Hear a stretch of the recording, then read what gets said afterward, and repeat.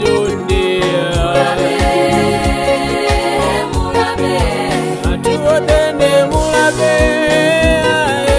mulabe mo enuyo uye Yesu atobera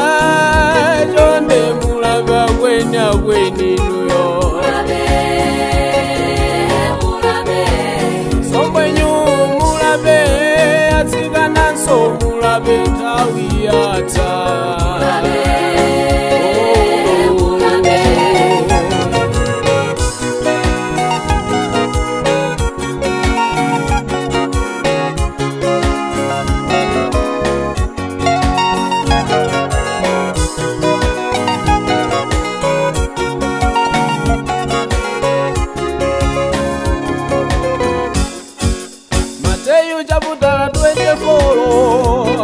tawerengani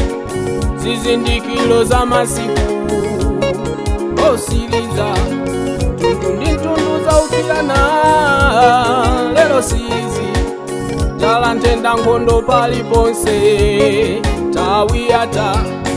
alubino kumangopedwa mwachisoni eti kubweretsa ufulu ochotsa mimba koma lelo ndinena ndiwe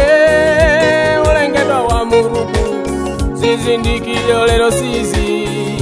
zatoyamba kuoneka mwene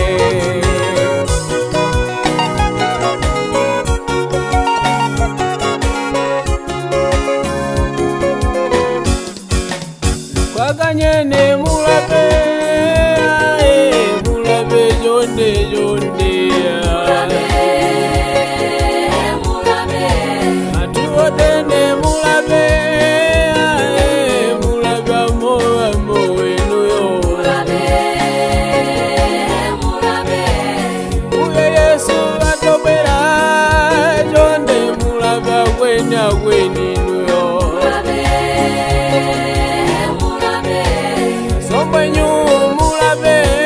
atsigana nso mulabe tawiyata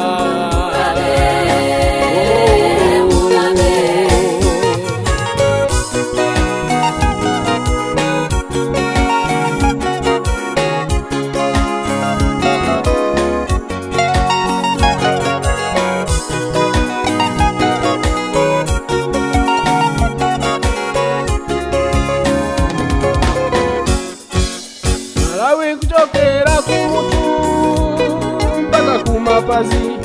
tati yetu zikutule iwe uziyerese teroko wina utonyoza uti ndatokuta bale wanga si chocho ndili bwino bwino machimo ako utoaziwa iwe tangolapa Yesu mbuye atobwera afuna zaweruze wano mowe ngahiyakani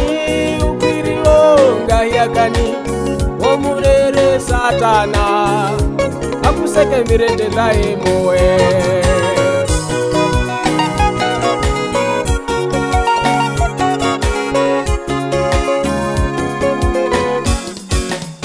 kwaganyene mulabe mulabe jonde jonde atuotende mulabe mulabe mo enuyo uye Yesu atobera jonde mulabe wenya weninuyo sombwenyu mulabe atsigana nso mulabe tawiyata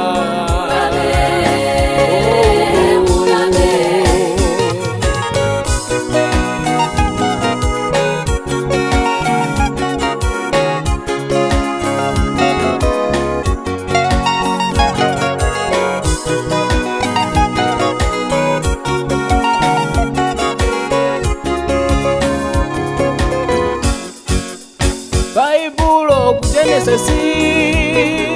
kunali Noa Noa ujana semangalawa inuyo mto mziwa akamala likazola bandu ndiye akatonyogodola amvekere ngati chili chamba. Nowa chamupweteka koma inu mapeto ake osamvera wanaonongeka. Chenowa ndiwomverawo iwo napulumuka, koma makopo ni mafumu tasiyani kubako. Siku lina muzakumbuka Bwana liyanane na fumwe.